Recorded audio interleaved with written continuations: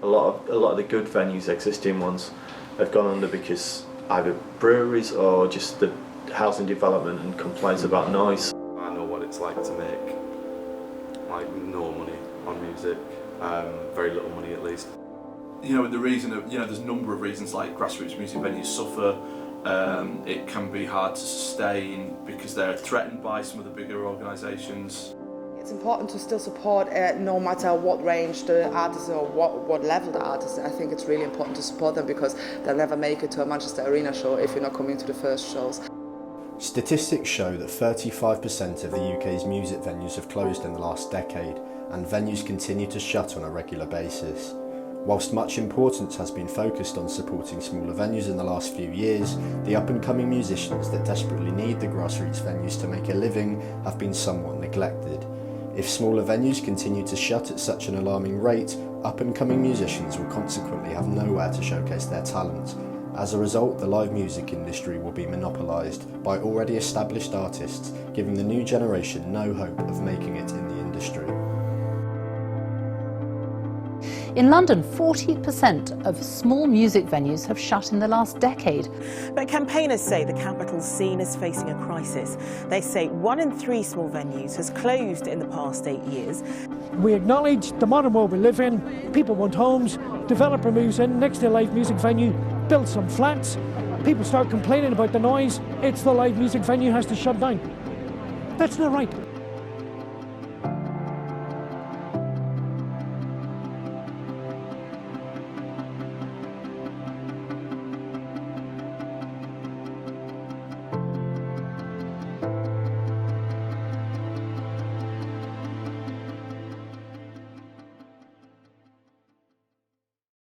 Behind me is the First Direct Arena in Leeds. Built in 2013, it can accommodate up to 14,000 music fans at any gig or event. It was built in a desperate attempt to bring some of the world's best musicians to the West Yorkshire city. There are numerous venues of this size and stature all over the UK, but just how damning are they to smaller venues and independent musicians? There are many music fans, me included, that would be happy to fork out £50 to see the likes of Morrissey, The Who or Liam Gallagher at a venue of this size, but might turn their noses up at paying a mere £10 to see an up-and-coming musician in a smaller venue. We arrived on time to the start of our lives. Watch me ride, watch me go far. Joe Garratt is an independent musician with millions of streams on Spotify and thousands of views on YouTube. But without the revenue and exposure from live performances, such online success can count for almost nothing. With every venue that closes its doors in the UK, musicians like Joe have one less place to showcase their talent and earn sustainable income. I wanted to find out just how important grassroots music venues are for up-and-coming artists. Very good point. I think a lot of these big venues and really high-priced events, there is a level of disconnect. I think, obviously, with the size of the venue, and you know, half the time you end up near the back or middle to back or whatever, watching a big screen. Half the time it's like, you know, why did you end up paying that much money for that kind of experience? Whereas the smaller venues, there is a lot more intimacy. You know, it's smaller capacity. You know, the smaller room, a lot closer to the stage, and there is more of a. So it goes back to what someone said to me, and I completely agree. As a performer, it's harder to play smaller venues. You know, that you know, capacity of 150 maybe, in comparison to playing a massive sold-out arena, because when you're playing such a big venue, it's like you're completely disconnected from the audience. It's more a thing about awareness, I think. I think people who are sort of identifying as these indie, you know, fans of music or whatever, like indie music fans, I think kind of, if you look back at the history of like indie music, indie being obviously means independent, which is, you know, kind of strange thinking that these arena events are not quite independent, are they really? They're not really independent at all, the way they operate and the way they sort of function. As more gargantuan arenas are erected and smaller venues continue to shut, musicians like Joe are given another hurdle to overcome. Matthew Bradshaw from the iconic Jumbo Records in Leeds told me more about the worrying decline and how independent venues need extra support for up-and-coming artists to continue to do what they love.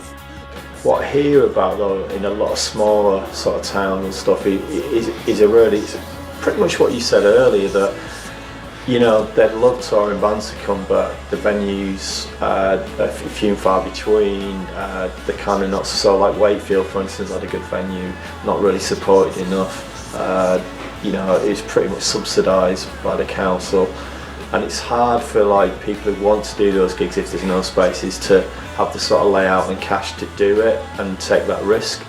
So you're in sort of, I guess, like ad hoc with big business really, and hoping that someone comes along and saves you, but you can't do that because it doesn't work. Going to gigs now, so like, you know, you always end up sounding like a cliche when you talk about when I was younger. When I was younger, you know, blah blah blah blah blah, I used to go to gigs, I'd go and see a support band, and then that support band would be massive. But there's still that culture now, it's just people think it's gone. So it's just that there are quite a lot of older people that just haven't got out of that, you know, they still do it. So I suppose they're kind of the backbone of a lot of gigs. But then you've got, say, something at Hyde Park Book Club, you know, up and coming sort of jazz, Leeds jazz band, absolutely rammed. So it's kind of, I think it's still there. It's just that as you get older, a lot of people think it's not, but I think it hasn't changed. But you genuinely have to do a lot of work to, if there's so much on, to shout about that. It's like putting a record out.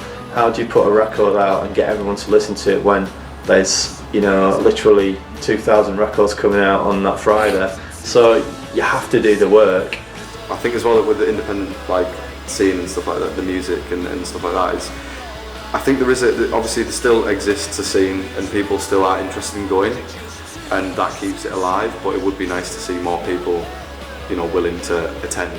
You know, then people that are like paying a lot of money to go and see their favourite artists, you know, want to open up and see new artists as well. I think it's the thing as well, it's kind of, if you were to sort of put an analogy on it, like politics kind of, where it's like the rich become richer and the poorer become sort of poorer kind of thing, if that was like sort of a really kind of intense analogy for it. But I think yeah, I think like independent musicians and stuff like that, and up and coming artists and bands, a lot of their income in terms of music does not come from streams. Like very little money is generated on streams and stuff like that. My quest to find out just how much grassroots music venues mean to up-and-coming musicians took me to Manchester, the city to give us legendary bands such as Oasis, the Stone Roses, Joy Division and The Verve, to visit one of the oldest recognised venues in the UK. Band on the Wall, situated deep in the heart of the city centre, has been a cornerstone of the city's thriving music scene since 1862. I visited the venue to find out how their strong community values allow independent musicians to thrive in testing times. Being based in Manchester definitely helps. But nevertheless, we have put, for example, we are also a national promoter, so we have put shows on outside of Manchester, in smaller areas, and there's definitely an appetite for live music. It's just making it work to not use the same thing. So I think it's definitely beneficial to be based in Manchester. It's definitely beneficial that Manchester is such a cultural hub. Yeah, I think it's important to support across the sector. So do support your grassroots locally. Do come to Manchester and Leeds depending on the show, absolutely. But it's not just based in one area. And I think it's really important that you get an insight of what live music is about on the day, in live and in action, rather than just learning it. I think that's important for a musician, that's important for management. I think it's important to still support no matter what range the artist or what level the artist is. I think it's really important to support them, because they'll never make it to a Manchester Arena show if you're not coming to the first shows. That's ultimately where it'll be, so that's why it's important to support your roots root stages, that's where it's important to support your young and upcoming local bands. Again, if you have enough people listening to you in your locale or wherever you're playing gigs, then hopefully people will get up off their arse and come and see you. I think that's only how it ties in, really. I think, you know, it's all about exposure and awareness. I think if you can, you know, serenade people into liking your music on that level, then they will come to your gigs.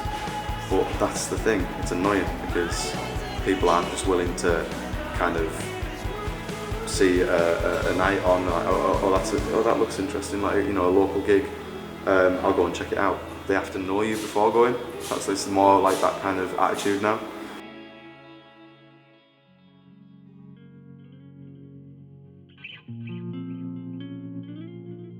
Without independent musicians, there are no grassroots music venues. To find out why 35% of British venues have shut in the last decade and whether actions are being taken to help the independent musicians that desperately need the venues, I submitted freedom of information requests to the councils of 10 of the biggest cities in the UK. I only received 2 responses. My response from Manchester City Council suggested that in the last 5 years, 164 licences authorising live music either lapsed or surrendered, with business rates and redevelopment the most common causes. My response from Brighton City Council included a lengthy report discussed by the city's live music venues policy panel, which suggested that if the city didn't act to preserve its scene, they were likely to experience as large a decline as that seen in London. The report also suggested that small venues are put at severe risk by stagnating ticket prices and that the scene is financially vulnerable due to the tight margins venues work with and would need substantial public funding to survive. But Brighton's Live Music Venues Policy Panel aren't the only organisation offering support to smaller venues and independent musicians. Music Leads is a non-profit organisation established to support, promote and develop grassroots music activity within the city. I spoke to their founder and director, Sam Nicholls. Yeah, so Music Leads sort of formed with the idea of sort of trying to bring together the sort of disparate elements of the music community / music sector in the city. And what that meant was everything from kind of like musicians, artists to businesses, including venues, but also kind of like community organisations, non-profits, music education, to really kind of like be an organisation that can tie lots of different strands together and kind of be representative and like deal with issues like, say, with local government or even national government, major funders and things like that. So with Music Leads, we have a programme called Launchpad, which is designed to kind of like support artists on their kind of their first step, not quite their first step, but like, you know, to get prominent live music performances, to focusing on that respect. And what we do is we kind of work with a lot of the promoters in all kinds of different genres to basically create what I would call like accessible slots at the festivals. So obviously, you know, a lot of gig lineups, festival lineups are really kind of procured by promoters who kind of work with like trusted sources, you know, artists that they know, artists that are proven. And what we wanted to do was create an opportunity for artists who don't feel connected in that way for a multitude of reasons. It could be just like lack of networking skills or anything, but inarguably have some talent and be able to like put them on those lineups and give them that like little kick, little nudge up as far as it was. So I mean, I think funding's really important. I think that there's a degree of subsidisation that is vital, and I think some people would argue that certain art shouldn't be subsidised, that, you know, we should be able to like make its own money back and things. But I certainly think the model that we've done, we're really uncommercial. We want everything to be accessible. A lot of the gigs we do are pay what you feel, so asking for donations, and we've had really good success in that, both in terms of attracting audience and in terms of actually, you know, not making money, but, you know, getting some money in.